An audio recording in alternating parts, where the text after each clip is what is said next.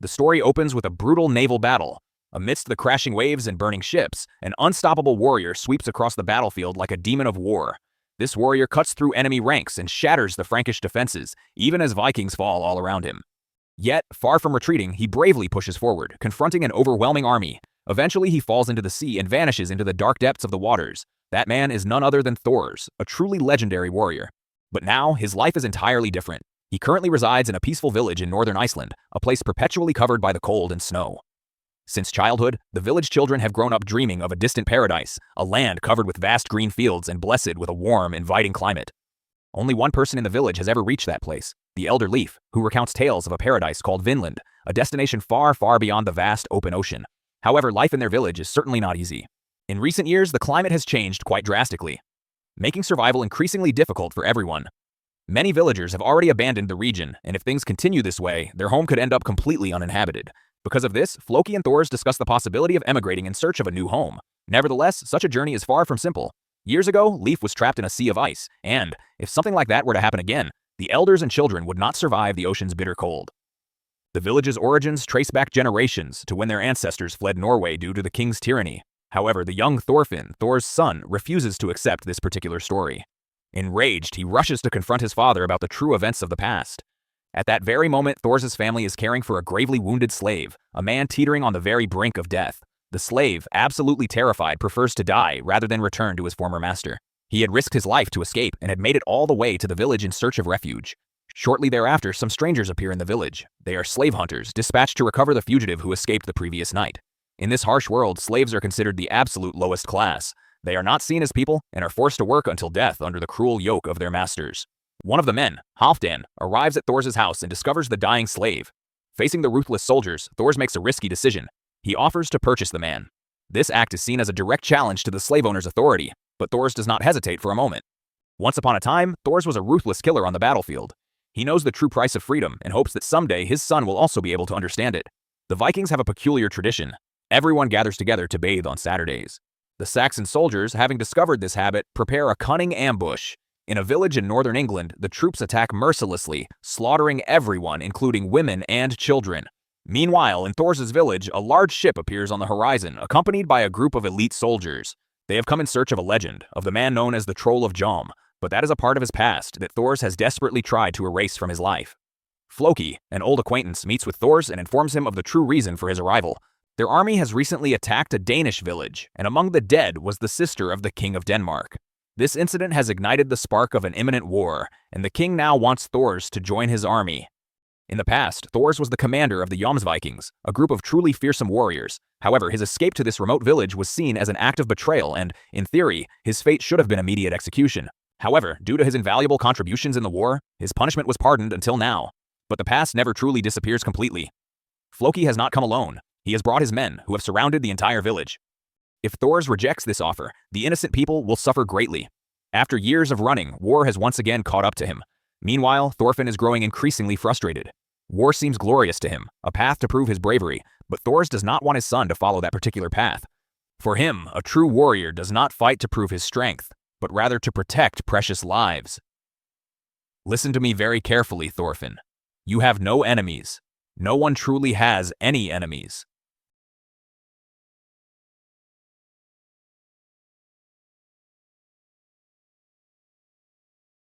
However, for a young boy like Thorfinn, these words are incredibly difficult to truly understand. Far from the village in the Faroe Islands, an infamous group of mercenaries has been hired by Floki. Among them is Askeladd, a cunning and utterly ruthless warrior. Their mission is crystal clear: to kill Thors.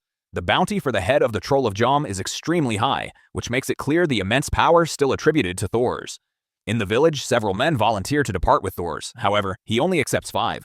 None of them are experienced warriors, so his intention is certainly not to lead them into battle. His plan is for them to sail to the island of the Jomsvikings and then return. He will face his destiny completely alone. When he finally sets sail, the group discovers that Thorfinn has hidden himself inside a barrel on the ship. It seems the boy has decided to follow him in secret, as if he truly believes this is the beginning of a grand adventure. Meanwhile, the assassination plan is still very much in motion.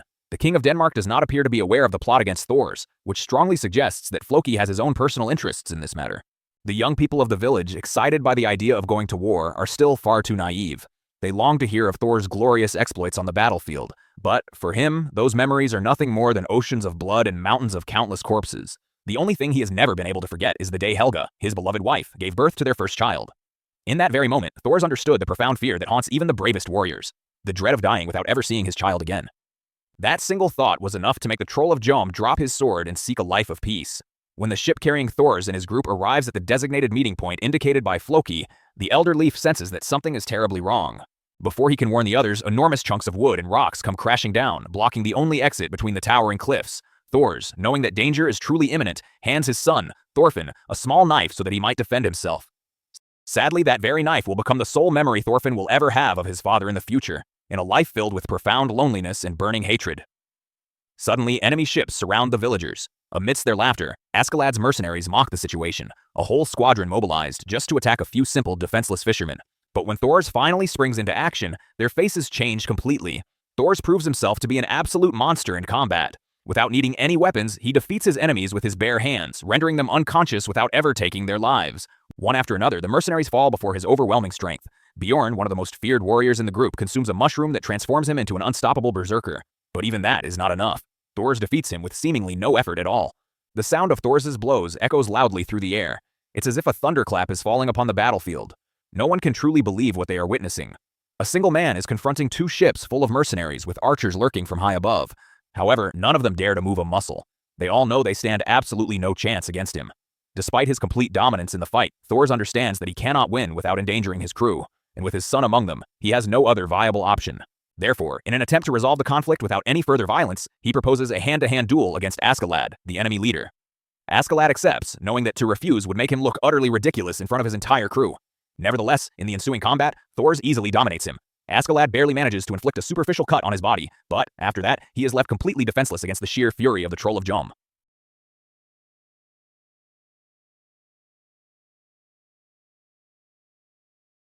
In an unexpected turn of events, Askeladd makes an offer to Thors. He proposes that Thors become his leader. These words shock everyone present. Was it a mockery, or was he truly serious? Perhaps they will never know, but just when everything seems decided, Bjorn, recovering from his defeat, suddenly takes Thorfinn hostage. In that very instant, the story of the Troll of Jom comes to its tragic end. That warrior who once dominated the seas and lands with his mighty sword has now surrendered to save the life of his beloved son. To many, his sacrifice might have seemed utterly useless, an insufficient reason to allow himself to be killed. But only Thors truly understood the truth. This was his greatest achievement. It wasn't about how many enemies he had defeated, nor how many armies he had commanded. For him, the true victory was seeing his family safe and sound, and with that profound conviction, he willingly gave his life. After his death, the mercenaries kept their word and let the villagers go. Only Thorfinn remained behind, embracing his hatred and swearing vengeance, absolutely determined to kill the man who had orchestrated his father's death. Thus began his painful and arduous journey. Aboard the mercenaries' ship, Thorfinn endured countless hardships. He barely had any food, barely had enough clothes to cover himself. He was treated as a mere nuisance, forced to fend for himself in a truly ruthless world. But more than the hunger or the cold, what truly scarred him was the sheer brutality of Askeladd and his group. There, death was nothing but a game. Every time they destroyed a village, every time they massacred innocent people, they laughed as if it were a simple, amusing pastime. One night, Thorfinn finally had his chance. He took a sword and approached Askeladd while he slept, with the clear intention of murdering him in cold blood, but he couldn't bring himself to do it. His father had been a great warrior, a man of honor, and he wanted his vengeance in a fair and honorable combat. He didn't want to stoop to a mere stab in the back, so he challenged Askeladd to a duel, but a child of his age could never hope to face an experienced mercenary leader. The duel was nothing short of a complete humiliation. Thorfinn was nothing more than mere entertainment for the crew. However, deep in his heart, he swore that someday he would truly defeat him. Meanwhile, back in the village, the news of Thors' death reached his family. Everyone knew that in some way it had been their fault, but it was already far too late to correct the past. The Elder Leaf, burdened with immense guilt, promised that someday he would find Thorfinn and bring him safely back to his home. On the other hand, Ylva, Thorfinn's sister, tried to drown her profound pain in hard work. She forced herself to be stronger, to take care of the household chores as if absolutely nothing had happened. But deep down, no one truly understood the immense pain and utter helplessness that consumed her. Just a few days prior, her family had been complete, and now everything had changed so drastically. The world had become a much crueler place. For his part, Askeladd, despite having killed Thors, had no intention of ending that child's life, knowing that the blood of the Troll of Jom flowed in his veins, and sooner or later, that seed would grow, transforming him into a warrior as formidable as his father. Throughout the years, Thorfinn challenged Askeladd again and again in duels, but he was always defeated. His failures were a constant source of mockery among the mercenaries, but he never, ever gave up. With each fall, he rose again, slowly but surely growing stronger.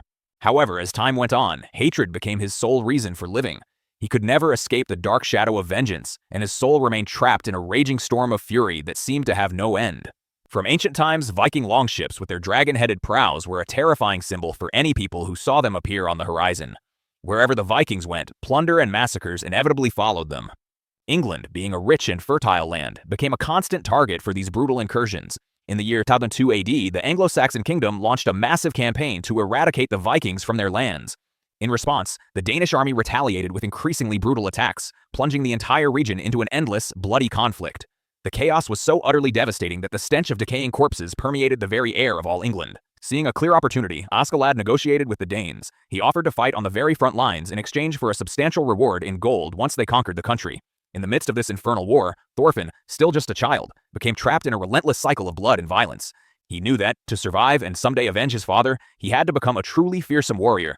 But it wasn't until he, for the very first time, killed a man with the knife his father had given him that he truly understood the profound weight of calling himself a warrior. The years passed by, and the boy who once cried for his father stopped counting how many lives he had taken. The sheer brutality of the battlefield molded him, transforming him into an emotionless killing machine. In this harsh world, there were only two options: to kill or to be killed. During a reconnaissance mission, Thorfinn was gravely wounded. Without the strength to continue, he collapsed to the ground, teetering on the very brink of death. To his great fortune, an old woman found him and took him to her home, where she secretly cared for him so that the English troops would not discover him. The woman, with a profound kindness that he had long forgotten even existed, treated him as if he were her own son. However, not all the warmth and love in the entire world could heal Thorfinn's shattered soul. His hatred was a potent poison that kept him standing. Even so, when he learned that Askeladd's army was approaching to raze the village, he warned the old woman and her family to flee before it was too late. But when chaos completely engulfed the village, the old woman could only stand there, utterly paralyzed, watching in horror as the boy she had protected and cared for mercilessly threw himself into killing soldiers. She did not blame him for what he was doing. She didn't see him as a monster, but rather as a tragic victim of war, as a child whose very soul had been stolen by profound tragedy. In that very instant, Thorfinn remembered his father's words and love. He remembered his mother's face, the home he left behind, and the old woman resembled his mother far too much. How much compassion, how much boundless love would be truly necessary to save a child whose heart had been utterly shattered by the ravages of war? In the year 1012 AD, the people of England found themselves forced to flee in every conceivable direction. The war was growing increasingly fierce, devastating entire cities and villages. King Sweyn ordered his army to rest during the winter, with the clear intention of resuming the war the following summer.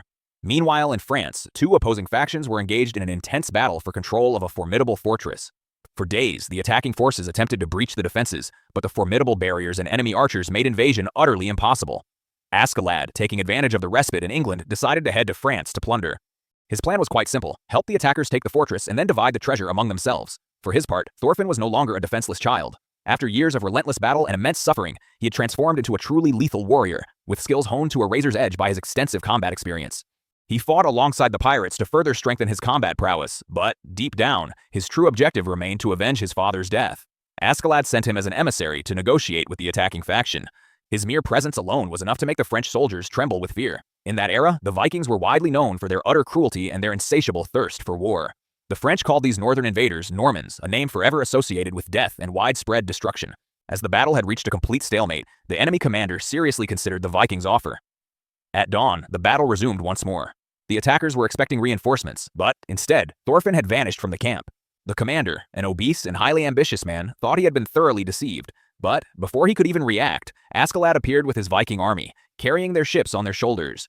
In an impressive and truly strategic maneuver, the Vikings surrounded the fortress by the river and attacked from the rear. Thorfinn, with terrifying speed and aggression, burst through the defensive line and effortlessly massacred the enemy soldiers. His brutality and combat prowess were absolutely identical to those of his father in his glorious days. The defenders, caught completely by surprise, were annihilated before they could even react. With the castle fully invaded, the attackers finally entered, but the only things they found were countless corpses and utter chaos. When they finally reached the treasure storeroom, they discovered that the Vikings had already plundered absolutely everything. Only a few abandoned coins remained as a cruel mockery for the French commander, who realized far too late that he had been completely and utterly deceived. After a series of highly successful raids, Askeladd and his band of mercenaries finally returned to their home to spend the winter. Unlike their bloody incursions, the village where Askeladd resides is quiet and peaceful, a stark contrast to the brutal nature of his people. The gold and silver obtained from their recent plundering are exchanged for provisions with an elderly merchant named Gorm. This man, utterly obsessed with money, does not concern himself with the origin of the gold. As long as there is wealth involved, he is willing to sell absolutely anything. For his performance in the previous battle, he rewards Thorfinn with yet another duel. When the combat begins, the villagers observe with great curiosity. They don't understand who this young boy is or why he dares to challenge the most feared pirate in the entire region. The confrontation is incredibly intense. Thorfinn fights with fierce ferocity, but with his vast experience and cunning, Askeladd knows exactly how to manipulate him. All it takes is a mention of Thor's death for Thorfinn to completely lose control. The moment a warrior allows himself to be consumed by his emotions, his strength becomes utterly useless. Thorfinn falls once again, defeated before his enemy. Throughout the many years, he has challenged Askeladd countless times, and he has always lost. That night, Thorfinn sits alone in an old ship that the mercenaries had stolen from his father. The memories relentlessly haunt him. Suddenly, a familiar figure appears before his very eyes. It is merely an illusion, a reflection of his mind trapped in its hatred, but the image of Thor's seems more real and vivid than ever before. His father asks him, "Are you truly satisfied with your vengeance?" But Thorfinn has no answer to give. Thor's sacrifice remains an unsolved mystery for his son. All he can see is the pain, the profound loss, and the burning thirst for vengeance. However, Thor cannot help him find the way forward. Thorfinn must discover the truth entirely for himself and walk the long, solitary path that still lies ahead of him. In the midst of the freezing, icy winter, a slave girl approaches Thorfinn, offering him some food. However, he despises her for accepting her fate without fighting for her freedom. But isn't Thorfinn also a slave himself? Not to chains or to masters, but to his own consuming hatred and insatiable thirst for vengeance. In the end, everyone is a slave to their own desires, but each person's pride prevents them from truly realizing it. The summer of the year 1013 AD has arrived, and with it, a fresh Viking invasion. Denmark's mighty fleet has gathered for a massive, overwhelming assault against England. Wherever they go, laying waste to everything in their path, victory is always theirs. Their reputation as an unstoppable army strikes terror into all who cross their path, but their relentless advance grinds to a halt upon reaching London Bridge. There, a truly formidable warrior awaits them, Commander Thorkel the Tall. Although he fights on England's side, he himself is also a Viking. Surely the English king must have paid a small fortune for him and his loyal mercenaries to join their cause. Floki's mission is to try and persuade Thorkel to switch sides and join the Danes. But Thorkel isn't interested in mere gold. He only seeks a truly worthy battle. And since England appears destined to lose this war, he decides his true challenge lies in fighting against the Danes. As the Viking fleet attempts to approach the bridge, massive logs come crashing down from above, utterly destroying their ships one after another. From up high, English archers fire arrows relentlessly, while the Danes can barely even react. As always, Askeladd uses Thorfinn for a suicidal mission, to infiltrate and assassinate Thorfinn. But this time, the entire situation is completely different. Thorfinn is no ordinary foe. Every single one of his blows is like a meteor falling from the sky. Despite his significant growth as a warrior, Thorfinn has never before faced such an overwhelming force. From a safe distance, Askeladd observes the scene and then decides to retreat, leaving Thorfinn all alone against the colossal Viking. But when Thorkel discovers that the young warrior is the son of the legendary Thors, his entire attitude changes completely. Instead of killing him, he makes the decision to let him live. It seems that he and Thors knew each other in the past, and out of respect for his old war comrade, he spares Thorfinn's life. The Danish army suffered countless casualties at London Bridge. Despite their overwhelming strength, they were utterly incapable of defeating Thorkel, who defended his position with an unstoppable ferocity. Seeing the dire situation, King Sweyn decided to leave only a small force behind to continue fighting in London, while the remainder of his army headed off to conquer other fronts across England. Among those who would be left behind was Prince Canute. Commander Ragnar, Canute's protector and tutor, desperately pleaded with the king to reconsider his decision, as he knew the young prince lacked the necessary strength or experience to ever defeat Thorkel. However, King Sweyn did not change his mind. When Thorkel saw the Danes retreating, he became absolutely enraged. He had come to this war to fight against the strongest, but now, after only a few short days of battle, his enemies were fleeing like utter cowards. On the other hand, Thorfinn rejoined the Danish forces to continue attacking other English strongholds. However, the deep humiliation of his defeat against Thorkel still burned fiercely within him. Someday, he would settle the score with that giant Viking. In front of the Danish base, he hurled enormous rocks as a clear provocation, daring the enemy soldiers to come out and face him. Meanwhile, inside a nearby tent, Prince Canute remained kneeling in prayer, completely oblivious to the utter chaos unfolding outside. Ragnar, his tutor and protector, had decided it was best to resist for a few more days until King Sweyn ordered their full retreat. However, time was quickly running against them. When Thorkel learned that the only leader remaining at London Bridge was Prince Canute, a dangerous and audacious idea struck him, to attack the fortress and abduct the prince right in the middle of the battlefield. In the midst of the brutal conflict, Thorfinn dreamt of his family. For a fleeting instant, his mind returned to his home, to the profound peace he had long lost. Those brief, precious moments of calm were the only things keeping his spirit alive in these harsh foreign lands. As always, in his visions, Thors would appear and implore him to abandon his quest for vengeance and return home. But when Thorfinn finally awoke, the very first thing he saw wasn't his family, but his lifelong, sworn enemy, Askeladd. Despite the profound hatred that separated them, for some strange, inexplicable reason, they could speak with a certain tranquility. Askeladd knew that having Thorfinn close by was a significant risk, but he accepted it without any fear. For him, death had never been something that kept him awake at night. From his perspective, the world operated under one single brutal rule. If you are not utterly ruthless, then someone else most certainly will be with you. Wars were endless cycles of vengeance and constant struggle for territories. If Thorfinn didn't kill him today, then another would surely do it tomorrow. In this cruel, unforgiving world, Askeladd was simply trying to survive. The very next day, a messenger passed through the mercenary camp with some truly alarming news. The Danish army, which had been defending London Bridge, had been completely and utterly annihilated. More than 4,000 soldiers were brutally massacred in a single ambush. The worst part was that nobody knew what had happened to Prince Canute. He had been lost in the ensuing chaos, and his whereabouts remained a complete mystery. The messenger intended to inform King Sweyn so he could send much-needed reinforcements, but before he could even do so, Askeladd decapitated him without a moment's hesitation. Now he had a brand new plan, to abduct Prince Canute and then sell him to the highest bidder. No matter if he handed him over to the Danes or to the English, the reward would be absolutely enormous. After capturing Prince Canute and Ragnar, his army was more motivated than they had ever been. However, in the midst of this chaotic situation, Canute remained completely silent, without uttering a single word. Many began to seriously doubt his capacity to ever be king. How could someone so weak and so quiet possibly lead an entire nation? The Viking warriors did not believe in the Christian God. In fact, they utterly despised the Christian faith and all those who followed it. For them, the one true religion was war itself. They only trusted in their own gods, in their destiny, and in the glorious halls of Valhalla. The warriors fought with the fervent hope of dying on the battlefield and being carried to the eternal banquet by the Valkyries. Meanwhile, the remnants of the Danish army regrouped to rescue Prince Canute. But when they arrived, Thorkel surprised everyone by releasing the prisoner with one single condition. They had to fight him to the death. The soldiers who dared to confront him were mercilessly massacred. With his enormous axes in both hands, Thorkel cut down the soldiers as if they were nothing more than simple wooden logs. The worst part of it all was that he was barely even warming up. From a safe distance, Askeladd and his mercenaries merely observed the brutal massacre, patiently waiting for the opportune moment to take full advantage of the chaos. With his cunning, Askeladd set the enemy camp ablaze and used the thick smoke and raging fire to force the soldiers to disperse. Then, he sent Thorfinn to rescue Prince Canute right in the middle of the roaring flames. Despite the immense danger, Thorfinn felt no fear. He fought alone against the soldiers attempting to surround him, cutting down anyone who dared to stand in his way. Everything seemed to be going according to plan, until Thorkel suddenly appeared. It looked as though another brutal combat was about to begin, but, instead of fighting, Thorkel decided to speak with Thorfinn. With a wide, knowing smile, he told him about the days when his father, Thors, used to lead the army of the Jomsvikings.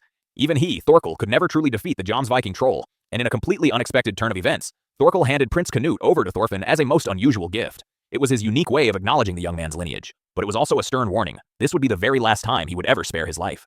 Canute and Ragnar couldn't understand what was truly happening, but, thanks to that strange, peculiar conversation, they managed to escape from the enemy's grasp. And finally, Canute revealed his face without the helmet he always wore. For a brief moment, everyone was left in utter shock. Before beginning their escape, Askeladd sent a secret message, urgently requesting help from someone.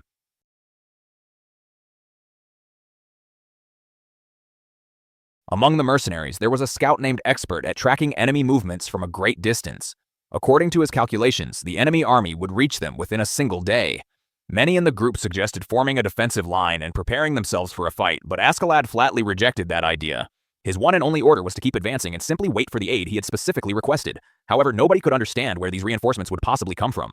They were deep in English territory, and Askeladd had no known allies here whatsoever. Fear began to grow rapidly among the soldiers. Would help truly arrive? The very next day, a group of men was waiting by the river to receive the mercenaries. Thorkel, upon seeing this, became totally and utterly confused. How was it even possible that a mere group of fugitive pirates had managed to acquire ships to make their escape?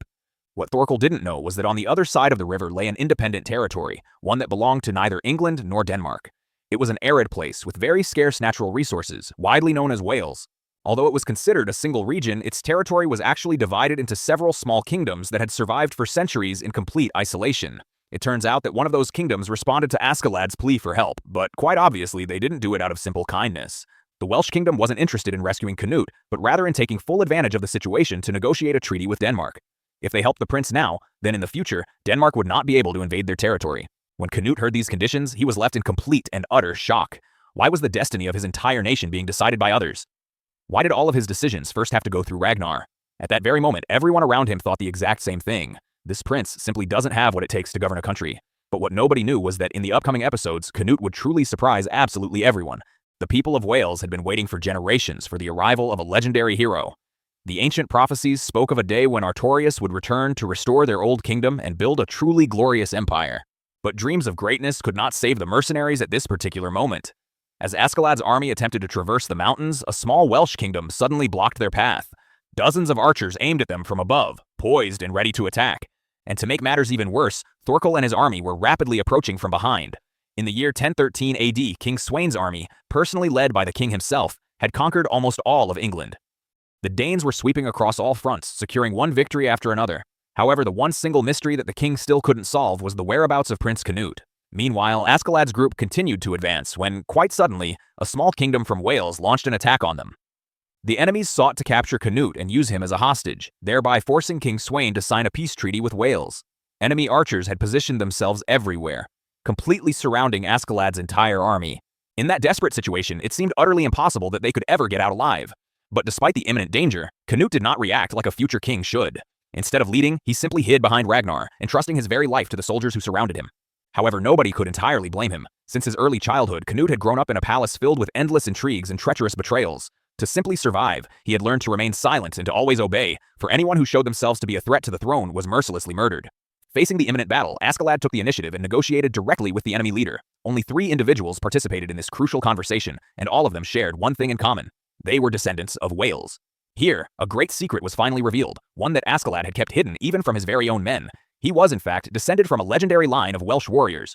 The enemy general simply couldn't believe what he was hearing. The ancient prophecies had long foretold that someday the great hero Artorius would return to bring lasting peace to Wales, and now, Askeladd was claiming to be the very last descendant of that legendary bloodline.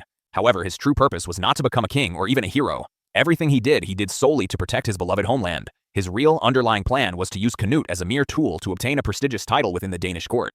With a position of significant power, he could then influence politics and ensure that Denmark would never, ever invade Wales. This stunning revelation convinced the Welsh general, who readily agreed to allow the mercenaries to retreat. Following the agreement, Askeladd's army continued its journey north, seeking to reunite with King Sweyn's main forces. However, the greatest danger still lay ahead of them. Winter was fast approaching and, with it, fierce, brutal snowstorms. If they were ambushed in the middle of a blizzard, they would have absolutely no chance whatsoever of surviving. The journey was still very far from over. A priest had traveled through countless lands, searching for what he himself called true love, but after many long years of pilgrimage, he could never truly find it. In a world utterly devoured by war and cruelty, love was a treasure that was simply impossible to find.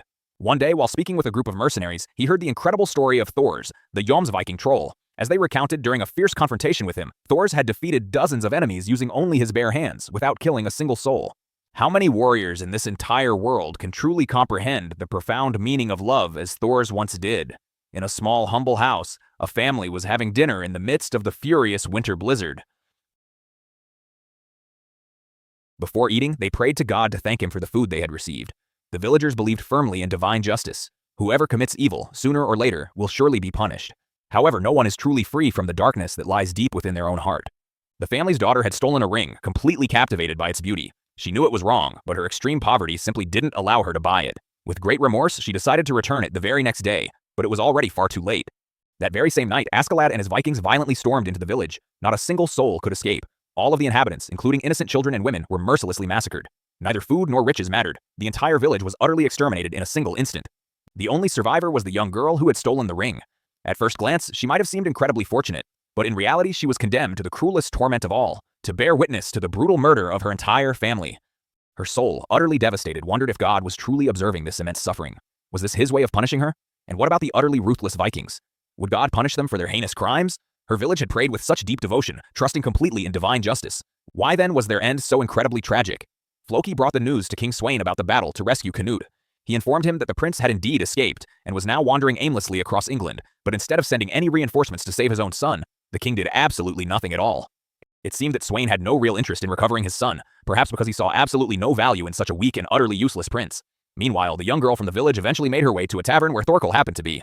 Thanks to this unexpected encounter, the warrior discovered the precise location of Askeladd's army. Without wasting any time, he prepared provisions to resume the hunt. The very next day, his relentless pursuit would continue. In the mercenary camp, the scout noticed that they were indeed being followed. Faced with the imminent threat, Askeladd ordered an immediate and swift retreat, much sooner than originally planned. This only served to greatly increase the fear among his soldiers. Never before had they ever seen Askeladd fleeing in such a manner. For many, it was a clear sign that his era of absolute dominance was finally coming to an end. While his men were utterly terrified, Canute appeared completely unconcerned, calmly having dinner with Ragnar and Thorfinn. For some unknown reason, despite the ever-present danger, the prince was calmly enjoying the moment, and they even joked about celebrating a grand banquet when they eventually returned to the palace. However, that would prove to be the very last time Canute would ever share a meal with his beloved tutor and protector. Suddenly, a messenger arrived with some truly urgent news. There was an ambush in the nearby forest, and reinforcements were desperately needed, but, quite curiously, they only requested Ragnar's help, deliberately leaving out Thorfinn and all the others. It was absolutely obvious that something was terribly wrong. Everything had been a carefully orchestrated trap set by Askeladd. With a perfect excuse to justify his death in battle, Askeladd discreetly eliminated the man who had protected Canute for his entire life. But his objective wasn't merely that. His true underlying plan was to sow hatred within Canute. He wanted the prince to feel a deep, burning resentment towards the English so that instead of being a simple pawn in the kingdom's politics, he would transform into a true, formidable leader. Before he died, Ragnar revealed a deeply hidden secret within the Danish court. In Denmark, there was an intense internal struggle for the throne. Canute had an older brother, Harald, who was strong, ambitious, and had the full support of the king. Between a weak prince and a powerful heir, it was abundantly clear who would be chosen. The king had planned, right from the very beginning, to use the war against England as a mere excuse to get rid of Canute. That's why he never sent any reinforcements to save him. Before he died, Ragnar placed his very last hope in Askeladd. If there was anyone truly capable of saving Canute from this treacherous game of betrayals, it was indeed him. Ragnar's body was returned to the camp with the convenient excuse that he had died in combat. However, Canute was utterly devastated.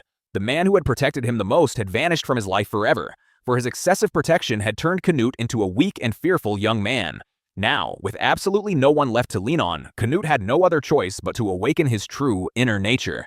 It was high time for him to stop being a mere prince and finally transform into a king. Up until this very moment, Askeladd had only ever cared about gold and power, but, for the very first time, he was putting effort into something that held no direct benefit for him whatsoever. From the very moment he first saw Canute, he knew that this was the true king he had been waiting for his entire life.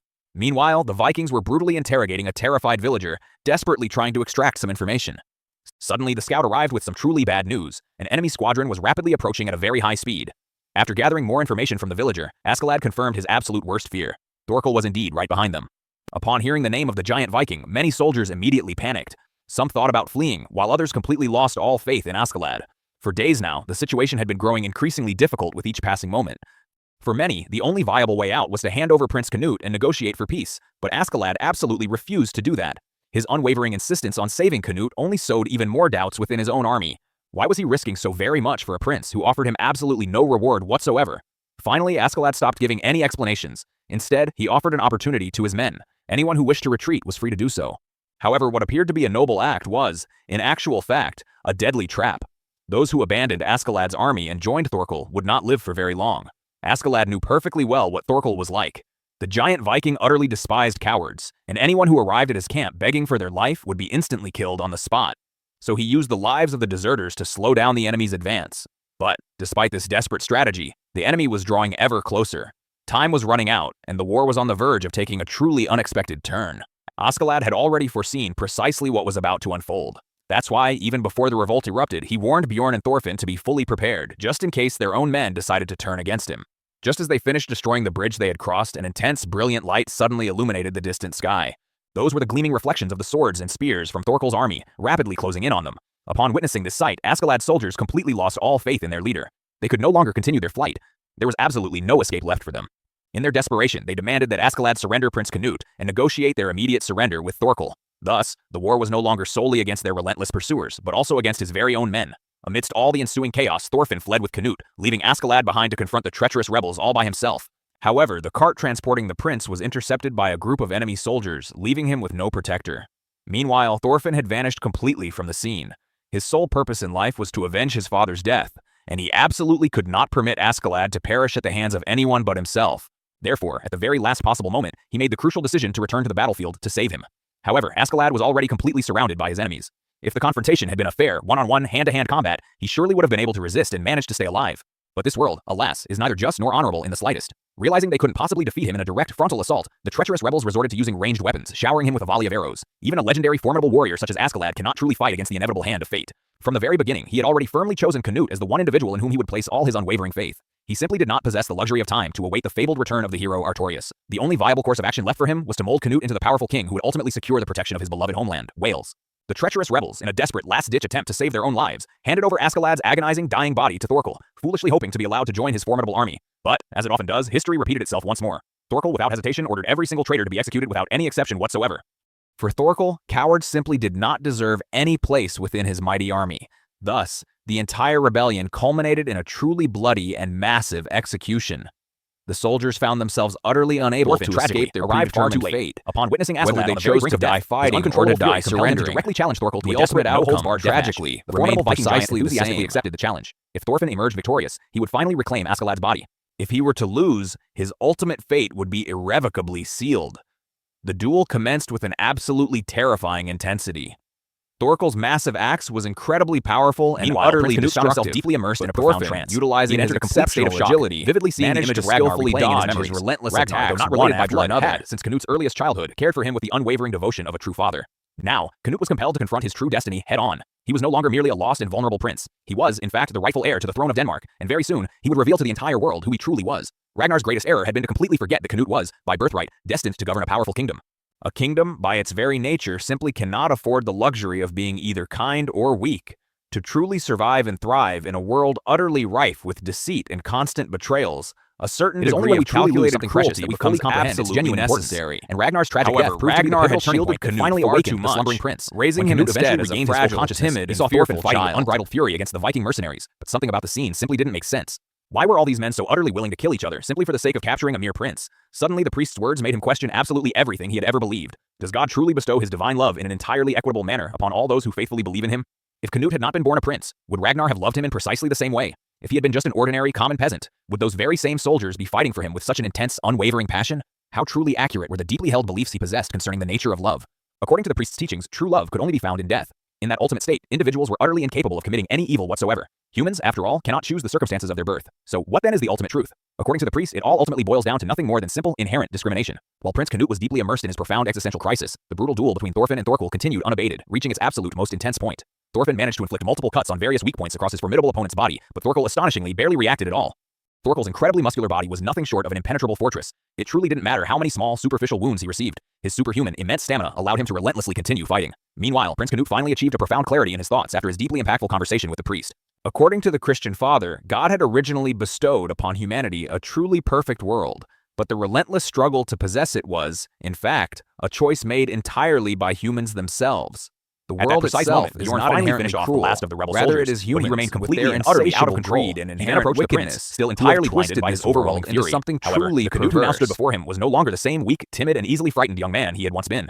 Canute, with newfound firmness and unwavering courage, bravely confronted the chaos without any fear whatsoever. If God had not bestowed love and compassion upon all of humanity, then he himself would personally construct a kingdom where he could indeed grant it. From that very instant, a true and formidable king was finally born. On the brutal battlefield, Thorfinn found himself teetering on the very brink of utter defeat. One of his arms was completely broken, and he could barely manage to continue fighting. But, quite surprisingly, Thorkel did not hesitate at all to permit Askeladd to tend to his wounds and heal him. As he did so, the massive giant began to recount a fascinating story about Thor's past. Many years ago, Thors was not merely just any ordinary warrior. He was, in fact, the supreme commander of the formidable Jomsvikings, undoubtedly the most feared army of their entire era. Their esteemed leader, the Jomsviking chief, admired Thor's exceptional talent so profoundly that he bestowed upon him his very own daughter, Helga, in marriage. And what was most shocking and truly impactful of all, Thorkel himself was Helga's very own brother. In other words, this meant that Thorkel was, in fact, Thorfinn's uncle. In the distant past, the mighty Jomsvikings had suffered a devastating defeat in a massive naval battle against the forces of Norway. Following that crushing defeat, Thors was widely presumed to be dead, but, in a truly unexpected and astonishing turn of events, he miraculously returned to rescue his beloved wife and young son, and then escape entirely from the brutal world of war. When Thorkel eventually discovered that Thors had abandoned the battlefield, he absolutely refused to believe it.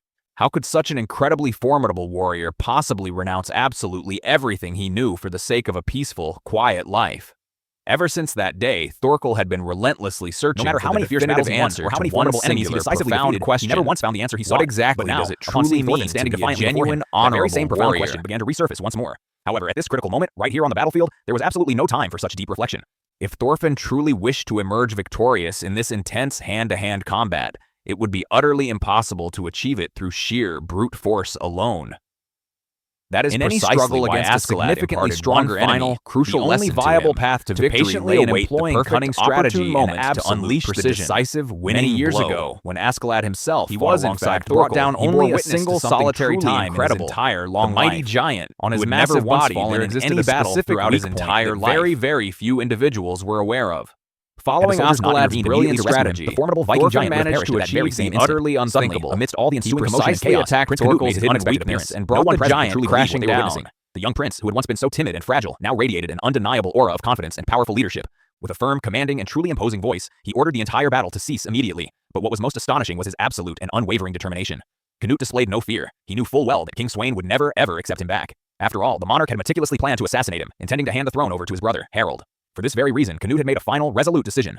to return to Denmark and forcefully claim the throne as his own. His powerful words resonated with such profound authority and undeniable power that even Thorkel himself was visibly impressed.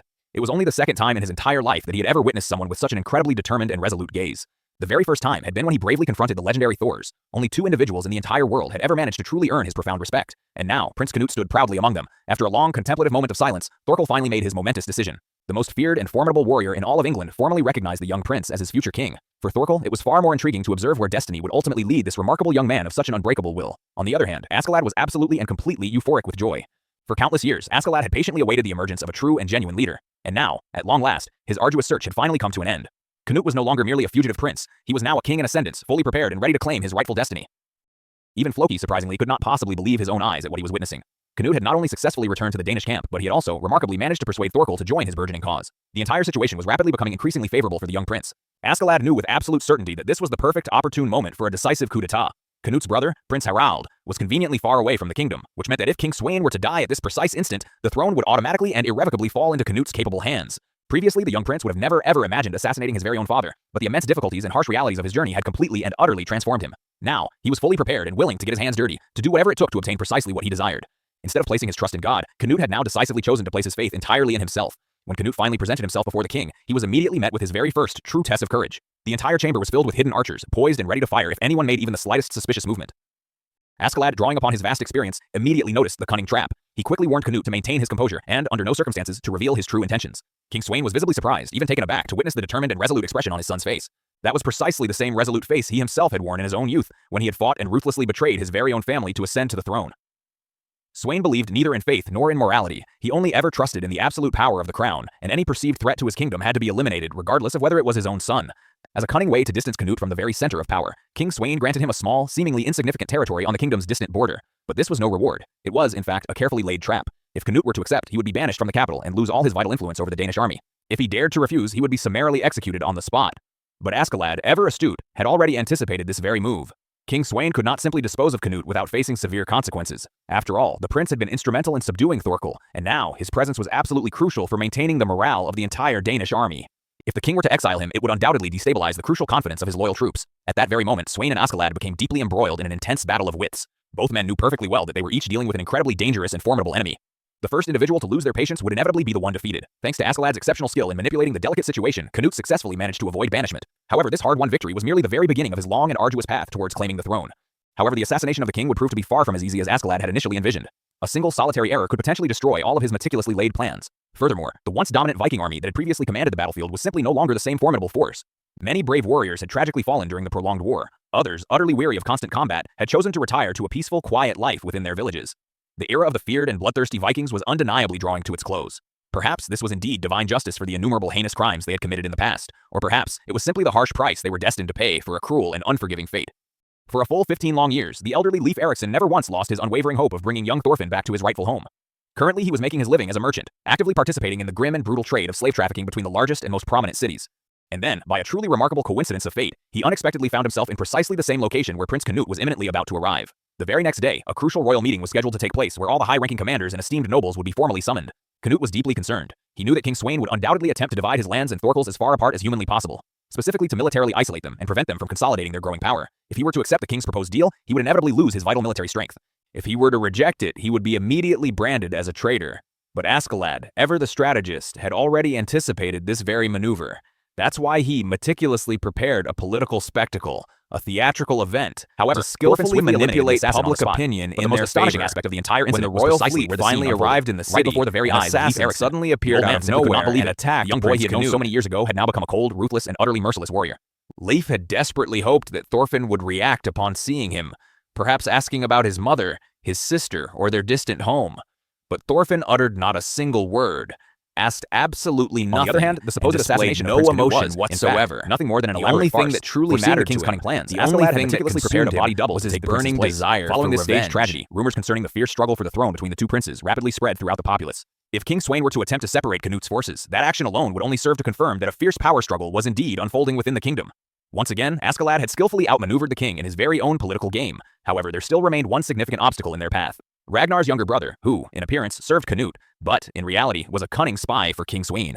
From within their ranks, he meticulously monitored every single one of their movements and directly leaked crucial information to the monarch. The very next day, he appeared to challenge Askeladd to a duel. His body was already teetering on the brink of death, bearing severe wounds from his last brutal battle, but he was not in fact seeking victory. He only wished to die with honor, bravely on the battlefield. Until his very last breath, he never once regretted having faithfully followed his leader, and thus, with his final, desperate fight, he demonstrated his unwavering loyalty until the very end. After having finished off the spy, Askeladd still had one last pending duel, to face Thorfinn. Despite being utterly exhausted and severely wounded, the veteran warrior displayed absolutely no signs of weakness whatsoever. What's more, he deliberately cast aside his own sword, as if he wished to make the impending combat even more interesting and challenging. After so many long years spent together, Askeladd already knew every single one of Thorfinn's fighting movements. As a predictable result, the duel concluded precisely as it always did. Thorfinn once again suffered another defeat. It wasn't that Thorfinn was inherently weak. In fact, his combat prowess and his rational mind were truly impressive. His exhausted body, the fundamental problem was that he consistently fought blinded by his overwhelming. That is precisely why Askeladd decided to recount his very own personal story to him. The very first person Askeladd ever killed was, in fact, his own father. When he was just a young boy, his mother was a slave, and his father, a renowned warrior. Yet, his father never once truly cared for either of them. He abandoned them to a life of utter misery, forcing them to live in extreme, abject poverty. His mother, a frail and sickly woman, constantly spoke of the legendary hero Artorias, firmly believing he would one day return to save them from their suffering. But Askeladd knew the harsh truth. No one was ever coming to rescue them. If that legendary hero had ever truly existed, he certainly had no compelling reason whatsoever to return to such a miserable, forgotten place. One fateful day, his mother inadvertently stepped into his father's path, armed with a sword, bravely lunged at his father. Without a moment's hesitation, no formal training whatsoever, very nearly killed her right there on the spot in utter desperation. Although he was ultimately defeated, that pivotal moment irrevocably marked his destiny. After that fateful day, he meticulously pretended to be an obedient son until, at long last, he could finally exact his revenge. Upon seeing Thorfinn, Askeladd saw his own past self reflected in the young man. Thorfinn was just another child trapped in the all-consuming obsession of vengeance, and that is why Askeladd imparted an important warning to him. You are not, by any means, the only one in this vast world who has suffered, nor are you the only one who yearns for vengeance. If Thorfinn failed to learn how to control his overwhelming hatred, one day he would inevitably be completely consumed by it. Everything his father had sacrificed for him would be utterly lost. Everything Thor had ever wished for his son would ultimately be in vain. After listening intently to Askeladd's profound story, Thorfinn fell into a deep, contemplative silence. For the very first time in his life, he began to seriously question whether he was truly on the correct path. The crucial royal meeting then commenced with the esteemed presence of the most powerful feudal lords from all across Denmark. All of them eagerly awaited a definitive response from King Swine regarding the persistent rumors of a power struggle between Canute and Harald for the coveted throne. Many among them silently wondered, had the king truly ordered the assassination of Prince Canute in an attempt to quell those very rumors? To the utter surprise of everyone present, King Swine graciously granted Canute the most prosperous lands within the entire kingdom and also bestowed upon him significant military backing. Askeladd initially believed that everything was proceeding precisely as he had planned, but Swain, it turned out, was certainly not an easy man to manipulate. The seasoned old strategist, Askeladd, was left completely and utterly surprised when the king unexpectedly revealed his next major military objective. Denmark, he declared, would launch an attack on Wales during the upcoming spring campaign. Meanwhile, Thorfinn was sent to a local prison after getting himself into some trouble while wandering aimlessly through the village. The only individual who steadfastly remained by his side was the loyal Leif Erikson. The old man knew deep down that he could not possibly convince Thorfinn to return to his home. Even so, he was not about to give up. He had made a solemn promise to Thors, and as a man of true honor, he would absolutely keep his word. The great hero, Thors, may indeed have perished, but his profound legacy still lived on vibrantly within his son. If Thorfinn could only manage to leave behind his all-consuming thirst for vengeance, his home would always remain open. If Thorfinn's father was still alive, he would undoubtedly seek out Vinland. In fact, fabled land had been his father's very last heartfelt wish before his untimely death. Askeladd found himself in an increasingly critical and precarious situation.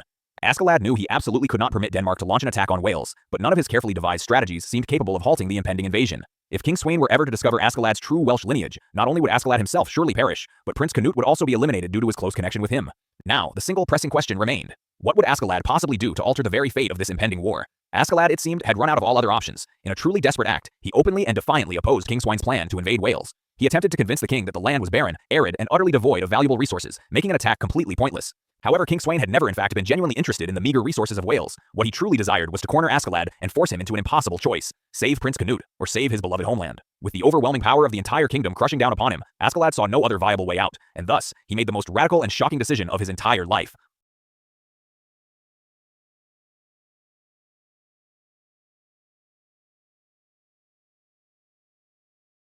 Utter chaos immediately seized control of the entire throne room. The soldiers present began to panic, and amidst all the ensuing disorder and confusion, Canute could only issue a single, cold, and meticulously calculated order. There was, quite simply, no other viable option left. If he didn't act immediately, his claim to the throne would be jeopardized. Thorfinn burst into the chamber at the very last moment, but it was already far too late. Askeladd, with his final reserves of strength, unleashed a wild, untamed fury, but his madness was merely an elaborate act. He knew his death was unavoidable, so he did everything in his power to ensure the king's assassination wouldn't implicate Canute. Thorfinn, completely beside himself with rage, tried to save him, but Askeladd prevented it, knowing his fate was already sealed. Ultimately, Canute was compelled to finish him off with his own hands, delivering the final decisive blow. With his very last breath, Askeladd made it clear that he was at peace. He had succeeded. He had transformed Canute into a true king, and thus he died with one final request for Thorfinn. Travel to the places your father once knew. Don't remain in this dull, uninspiring place. Live like a true warrior, son of Thor's. For Thorfinn, everything he had ever known collapsed in an instant. His sole purpose in life had been to exact revenge on Askeladd, but now that man was dead, and not by his own hands. He attempted to assassinate Canute in a fit of uncontrollable rage, but was immediately apprehended by Thorkel and the royal soldiers. With King Sweyn now deceased, Canute ascended as the new monarch of Denmark, and Thorfinn was reduced to nothing more than a mere prisoner. The tale of his all-consuming obsession with vengeance had concluded with Askeladd's death, but his true, profound story was only just beginning.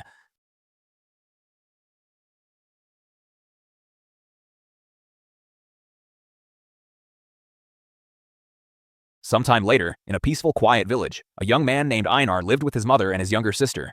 Years prior, their village had been invaded by the Vikings of Denmark, and his father died protecting his people. For a long while, they managed to rebuild their lives in peace, but that tranquility wouldn't last forever. One day, the Vikings returned, and this time they would leave absolutely nothing standing. Einar's younger sister tried to protect him with all her might, but the Vikings were utterly relentless. They brutally murdered her right before his very eyes. Einar was captured and transformed into a slave, a mere trophy of war for his cruel captors. During the long, arduous journey to unknown lands, Einar grasped a harsh, undeniable truth. He no longer had any choice between life and death.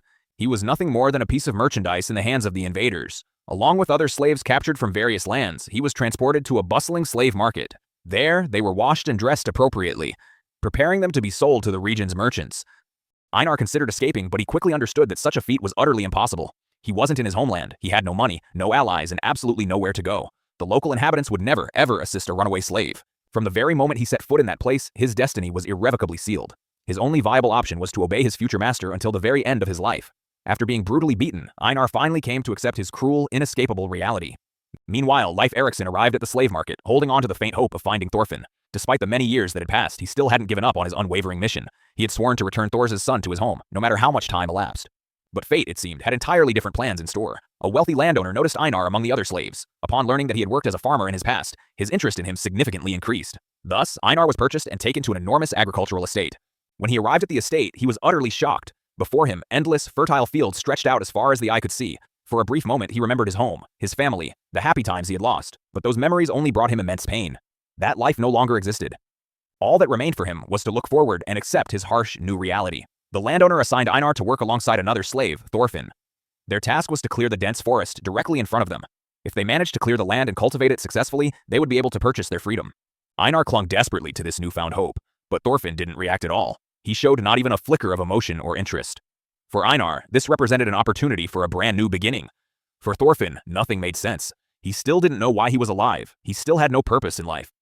Clearing the forest was not nearly as easy as it initially seemed. The trees were enormous, their roots ran deep, and the work was truly endless. And although their efforts were inhumane, their food rations were absolutely minimal. Being a slave meant living in constant hunger and fatigue, but for Einar, it was still better than being dead. Thus began their new life together on the farm, a difficult path fraught with many challenges, but one that, little by little, would bring them closer to an even greater truth, the true, profound meaning of freedom. As slaves, Thorfinn and Einar were constantly humiliated and abused by the local inhabitants. Their food was stolen, they were treated with utter contempt, and they were beaten without any reason. Einar, with his spirit still remarkably intact, openly protested against these blatant injustices, but he quickly grasped a harsh, undeniable reality. Slaves had no voice and no rights. Their only option was to endure the abuse and simply keep living. Thorfinn, on the other hand, didn't react to anything at all. He showed no anger, no resistance, and even though he possessed enough strength to kill the entire village if he so desired, he simply didn't do it. Einar, however, was not yet ready to submit. That's why one afternoon he decided to confront the servants who had stolen their food, but his determination crumbled in an instant. When he saw who was with them, he was left utterly speechless. The woman accompanying them was the landowner's personal slave. To touch that woman meant immediate, certain death. Einar, absolutely furious, had to swallow his pride and restrain himself. The owner of the farm was a diligent, hard-working man who often toiled alongside his slaves and peasants. But his son, Olmar, was quite the opposite, a capricious, lazy young man who utterly despised life in the countryside. Olmar dreamed of becoming a great warrior. However, he possessed no combat skills and had never killed anyone in his entire life. That night, frustrated because no one took him seriously, he got completely drunk in the company of a group of mercenaries hired by his father. The place where Thorfinn and Einar slept was a simple barn filled with straw, cold, and utterly miserable. Einar, feeling that he could finally trust someone, confessed his story and his deep-seated hatred for the Vikings to Thorfinn. The Vikings aren't human, they are nothing but beasts. Upon hearing this, Thorfinn felt a profound emptiness in his chest. He too had been one of those very Vikings. He too had killed innocent people, just like Einar and his family. If his past had been different, perhaps it would have been he who destroyed Einar's village, but before he could reflect any further, something truly horrible was about to happen. That very same night, Olmar drank until he was completely, utterly drunk. The mercenaries took advantage of his weakness, mocking his dream of becoming a warrior. To get rid of him, they devised a cruel initiation ritual. They told him that to prove his maturity and become a true warrior, he had to kill a man. The very next morning, Thorfinn and Einar were brought to the mercenaries' den. There, they were informed that one of them would be sacrificed in Olmar's coming-of-age ritual. Einar was utterly shocked. He couldn't understand what crime he had committed to deserve such a death. When he saw Olmar preparing to kill him, he lunged forward in a furious rage and tried to defend himself. Thorfinn, however, did nothing. He simply accepted his fate and offered his life in exchange for Einar's. The mercenaries were enraged by his indifferent attitude. To them, every single man fears death. So, they drew their swords and began to brutally torture Thorfinn, inflicting multiple deep cuts all over his body. But Thorfinn didn't even utter a single scream. He still didn't know why he was alive, nor did he care if he died. When Snake suddenly appeared, everything changed. He was the leader of the mercenaries tasked with protecting the estate. He had been observing everything that had transpired from a distance. As a stark warning to his subordinates, he knocked down the soldier who was torturing Thorfinn with a single, powerful blow. It was a clear signal. No one was permitted to touch the slaves without the landowner's explicit permission, but this still wasn't over yet. Suddenly, Snake drew his sword and launched a deadly, precise attack against Thorfinn. It was so swift and accurate that Thorfinn was reminded of his past battles against Askeladd. Although he had claimed he no longer cared to live, his body reacted purely on instinct, dodging and defending without even a moment's thought. Snake didn't want to kill him. He merely wanted to prove a point. You say you don't want to live, but your body clearly disagrees. If his body still sought to survive, that meant there was still something deep within him that wished to carry on, but the reason why he was still alive, he had to discover for himself. After the confrontation, Einar took Thorfinn to see Patter, the man responsible for managing the estate's lands. Patter too had once been a slave in the past, but over time he managed to purchase his freedom, eventually becoming an assistant to the landowner. Although he sympathized deeply with the slaves, he didn't possess enough power to punish the mercenaries who mistreated them. Patter gave Thorfinn a new shirt and advised him to be patient. Attempting to resist would only worsen his already difficult situation. Einar, on the other hand, remained utterly confused. He had witnessed the way Thorfinn skillfully dodged Snake's attacks. He was no mere slave, he was a highly trained warrior. When Einar asked him directly, Thorfinn had no qualms about confessing his dark, troubled past. He had been a Viking. He had plundered and murdered entire villages, just like the invaders who destroyed Einar's home. Einar simply couldn't believe it. The man he worked with every single day was exactly like the monsters who had utterly destroyed his life. That night, an all-consuming rage completely devoured him. For an instant, he considered murdering Thorfinn while he slept. Wasn't it his sacred duty to exact revenge? But, right at that very moment, Thorfinn began to tremble violently in the midst of a terrifying nightmare. In his dream, Thorfinn was running through an endless forest, trying desperately to escape, but he couldn't find any way out. Before him, hundreds of warriors awaited him. The only option was to kill or be killed, but every time he plunged his sword into someone, a new enemy would instantly appear. Little by little, the faces of the dead became clearer and clearer. They were the victims of his past, the innocent people he had brutally murdered. When he awoke, the first thing he saw was Einar sitting right beside him. Both had suffered immensely due to war. One as a victim, the other as an executioner. But, in the end, they shared the very same torment. Einar understood that even if he killed Thorfinn, his mother and sister would never return. Vengeance would not bring justice. It would only bring more pain. Thorfinn was no longer a warrior. He had renounced fighting and had even been willing to give his life to save Einar. His past was stained with blood, but now he found himself on a brand new path, though he still didn't know what it was. After the death of King Sweyn, Canute seized control of the powerful Danish army. With his newfound authority, he initiated a series of invasions into English territory. For years, the battles between the Danes and the English were utterly brutal, leaving thousands upon thousands dead on the battlefields. England's economy completely collapsed. Villages were mercilessly plundered, and the bodies of the fallen piled up in mountains of corpses. The survivors suffered from widespread hunger and fled to distant lands in search of refuge. But the worst aspect of all was the sheer barbarity of the Danish soldiers. In every conquered city, they abused women and enslaved the prisoners they captured.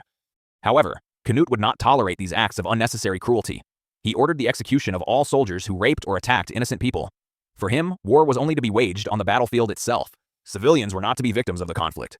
This time, Canute traveled personally to the lands of Mercia. His objective was to convince the region's feudal lord to join his kingdom without the need for any more wars. But Thorkel did not agree with this particular strategy.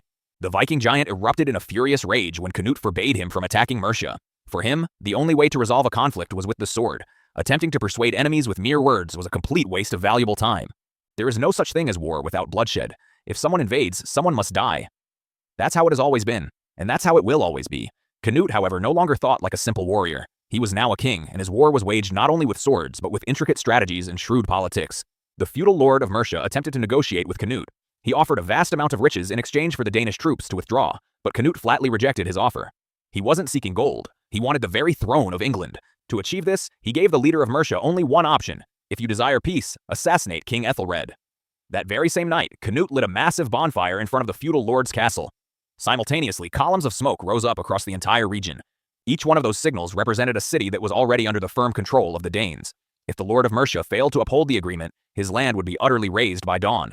In the year 1016, King Ethelred died under mysterious circumstances. Shortly thereafter, his son, King Edmund, ascended to the throne, but his reign was remarkably brief. Not much time passed before he too died under strange, unexplained circumstances. One by one, the English monarchs fell. Ultimately, there was no one left to oppose Canute. In the year 1018, Canute was crowned King of England. The son of the Viking king became the absolute sovereign of one of Europe's most powerful lands, but his reign was only just beginning. Thorfinn and Einar continued working day after day, felling trees. But the problem wasn't merely cutting the wood. The roots were deep and incredibly difficult to pull out with human strength alone. They decided to borrow some horses to make the work easier, but the local peasants flatly refused. To them, slaves had no right whatsoever to use agricultural tools. An old man named Sverkel, who had been listening to their conversation, offered them a deal. If Einar and Thorfinn helped him with a few chores, he would lend them his trusty draft horses. In exchange for completing a few minor tasks, they were finally able to use the horses to pull out the tree roots. Thanks to this invaluable help, the work on the farm progressed much faster. However, their unexpected success did not go unnoticed. The other workers on the estate looked at them with deep suspicion. When they saw Einar using horses for work, they immediately accused him of having stolen them. When Thorfinn explained the horses belonged to Sverkel, the villagers became even more confused. After all, Sverkel wasn't just a simple peasant, he was the landowner's own father. He was a man known for being extremely strict and difficult to deal with. Therefore, it was almost impossible that he would have lent his horses to two mere slaves. When Thorfinn and Einar returned the horses, Sverkel invited them to have dinner with him. During the meal, another unexpected guest appeared: Snake, the leader of the mercenaries. This man was hired to protect the estate. But he spent most of his day resting inside old Sverkel's house. In theory, the mercenaries were there to defend the estate in case of attacks, but Sverkel knew the truth. The king receives tribute from this land every year. There will be no war here. The hiring of mercenaries was merely a formality. Snake spent more time sleeping and visiting women than actually working. Over time, Einar began to adapt to his life as a slave. He had even found a certain measure of comfort in his daily routine. Every morning, he had the opportunity to speak with a woman who worked on the estate. However, he knew he couldn't do anything more than simply converse. She belonged to the landowner.